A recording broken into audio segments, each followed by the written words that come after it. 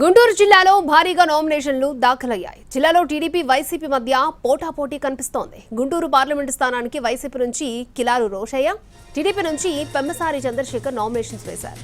Tadikonda assembly స్థానానికి 14 మందికి పైగా నామినేషన్స్ వేశారు. మంగళగిరి అసెంబ్లీ స్థానానికి అత్యధికంగా 50 మంది నామినేషన్స్ వేశారు. కొన్నూరు అసెంబ్లీ స్థానానికి 13, తెనాలి అసెంబ్లీ స్థానానికి 15, పత్తిపాడు అసెంబ్లీ స్థానానికి 19 మంది నామినేషన్స్ వేశారు. గుంటూరు వెస్ట్ నుంచి 23, గుంటూరు తూర్పు నియోజకవర్గం నుంచి 24 నామినేషన్స్ దాఖలయ్యాయి. నరసరావుపేట పార్లమెంటు స్థానానికి మొత్తం 44 పైగా దాఖలయ్యాయి. సత్తెనపల్లి నియోజకవర్గానికి 23 మంది నామినేషన్స్ వేశారు. చిలకలూరుపేట అసెంబ్లీ స్థానానికి 23 నామినేషన్స్ దాఖలయ్యాయి.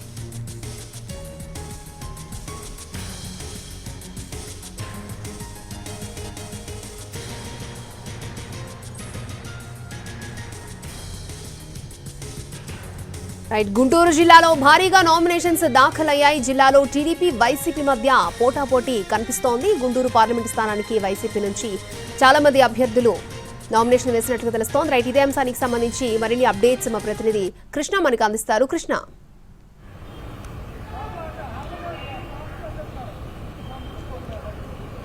Thank you Akshay. ఏదైతే ఉమ్మడి గుంటూరు జిల్లా ఉందో మొత్తం 17 అసెంబ్లీ స్థానాలు ఉన్నాయి, 3 పార్లమెంట్ స్థానాలు ఉన్నాయి. ఈ పార్లమెంటు అదేవిధంగా అసెంబ్లీ స్థానాలకు 500కు పైగా నామినేషన్లు దాఖలయ్యాయి. అయితే ఇందులో ప్రధానంగా చెప్పుకోవాల్సింది మంగళగిరి ప్రాంతం నుంచి మంగళగిరి అసెంబ్లీ స్థానానికి రికార్డు స్థాయిలో 76 నామినేషన్లు దాఖలైనట్లుగా తాజాగా అందుతున్నటువంటి సమాచారం మనకు తెలుస్తూ ఉంది. అదేవిధంగా ఇంకా చాలా కీలకమైనటువంటి అసెంబ్లీ నియోజకవర్గాలు కానీ అదేవిధంగా పార్లమెంటు స్థానాలకు కానీ పెద్ద ఎత్తున నామినేషన్లు అయితే దాఖలైనటువంటి పరిస్థితి ఉంది. ఈ నేపథ్యంలో భారీగా దాఖలైనటువంటి నామినేషన్లు అంటే 26 తేదీన అంటే రేపు స్క్రూటినీ ఉంటుంది. దానికి సంబంధించినటువంటి వాటిని పరిశీలన చేస్తారు. దాని తర్వాత ఎన్ని నామినేషన్లు అర్హత సాధిస్తాయి, ఎన్ని ఇదవుతాయి అంటే ఎన్ని తిరస్కరింపబడతాయి అనేటువంటి అంశం కూడా కీలకంగా ఉంటుంది. అయితే 26 తర్వాత నామినేషన్ల పరిశీలన తర్వాత స్క్రూటినీ తర్వాత నామినేషన్లు మొత్తం ఎన్ని ఉన్నాయి అనేది కూడా పూర్తి సమాచారం అందిస్తారు.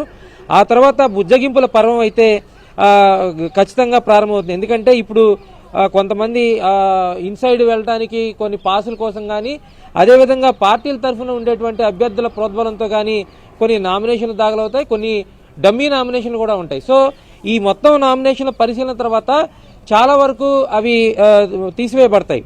అయితే ఇప్పుడు మనకు అందుతున్నటువంటి సమాచారం ప్రకారం మంగళగిరి అసెంబ్లీ స్థానానికి అత్యధికంగా 76 నామినేషన్లు దాఖలయ్యాయి. ఆ తర్వాత పొన్నూరు, తెనాలి ఇలాంటి కీలకమైనటువంటి నియోజకవర్గాలు ఉన్నాయి, అక్కడ కూడా పెద్ద సంఖ్యలో నామినేషన్లు దాఖలయ్యాయి. సో మనకి పల్నాడు ప్రాంతానికి సంబంధించి నరసరావుపేట పార్లమెంటు స్థానానికి 44 నామినేషన్లు దాఖలయ్యాయి ఈ రోజు వరకు.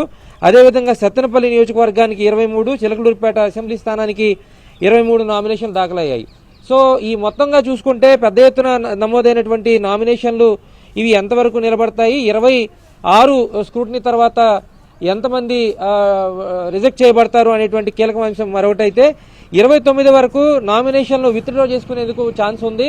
29 సాయంత్రం వరకు ఆ ఛాన్స్ ఉంటుంది. సో ఈలోపు బుజ్జగింపుల పర్వం అయితే స్టార్ట్ అవుతుంది. ప్రధానంగా మనకి ఉమ్మడి గుంటూరు జిల్లాలో చూసుకుంటే 5-6 కీలకమైనటువంటి నియోజకవర్గాలు ఉన్నాయి.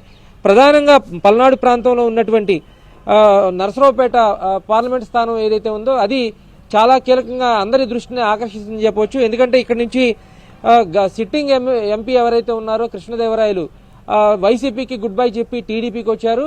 ఈ నేపథ్యంలో వైసీపీ ఒక బలమైన అభ్యర్థిని బరిలోకి దింపిందని ప్రచారం అయితే ఖచ్చితంగా ఉంది.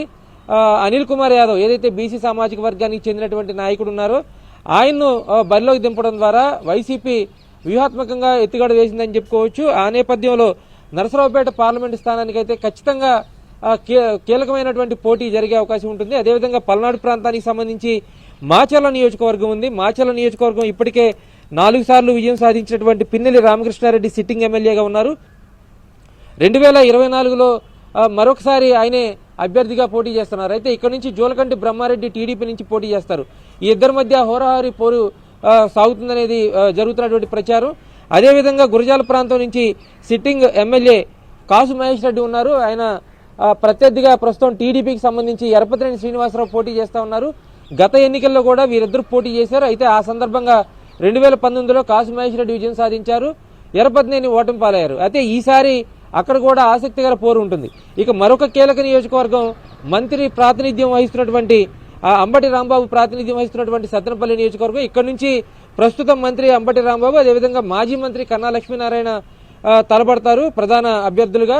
ఇక్కడ కూడా కీలకమైనటువంటి పోరు జరిగే అవకాశం ఉంటుంది. ఇక తెనాలి ప్రాంతంలో తెనాలి జనసేన అభ్యర్థిగా, అంటే టీడీపీ జనసేన బీజేపీ ఉమ్మడి అభ్యర్థిగా నాదెండ్ల మనోహర్ పోటీ చేస్తున్నారు. ఇక్కడ నుంచి సిట్టింగ్ ఎమ్మెల్యే అన్నాబత్తిని శివకుమార్ ఉన్నారు వైసీపీ నుంచి.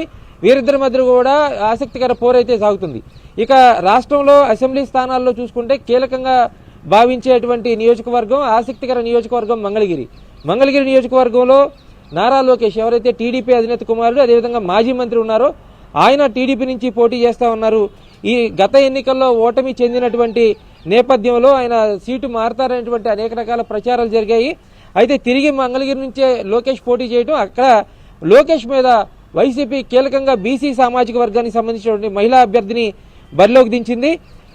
మాజీ మంత్రి మురుగుడు హనుమంతరావు కోడలు, అదేవిధంగా మాజీ ఎమ్మెల్యే కాండ్రు కమలకి కుమార్తె అయినటువంటి మురుగుడు లావణ్యను ఇక్కడ వైసీపీ అభ్యర్థిగా బరిలోకి దించింది.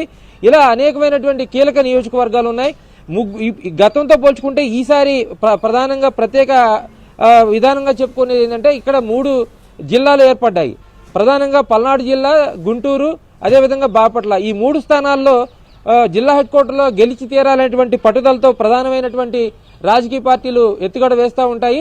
అదేవిధంగా జిల్లా హెడ్ క్వార్టర్లో చూసుకుంటే నరసరావుపేట స్థానం నుంచి గోపిరెడ్డి శ్రీనివాసరెడ్డి 2 సార్లు ఇప్పటికే విజయం సాధించారు. హ్యాట్రిక్ కోసం ప్రయత్నం చేస్తూ ఉన్నారు.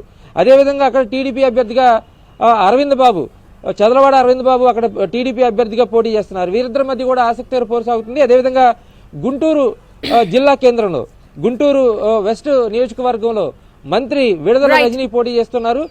అదేవిధంగా ఇక్కడ గళ్ళా మాధవి అనేటువంటి నూతన అభ్యర్థి, రాజకీయాలు కొత్త అయినటువంటి అభ్యర్థి పోటీ చేస్తున్నటువంటి పరిస్థితి. మొత్తంగా 3 జిల్లా కేంద్రాల్లో కూడా విజయం సాధించాలనేటువంటి ఆసక్తి రాజకీయ పార్టీలో ఉంటుంది. ఇక్కడ ఏం జరుగుతుందనేటువంటి ఆసక్తి కూడా అటు ఓటర్లోని ఇటు ప్రజల్లో కూడా కొనసాగుతుంది. ఓకే కృష్ణ.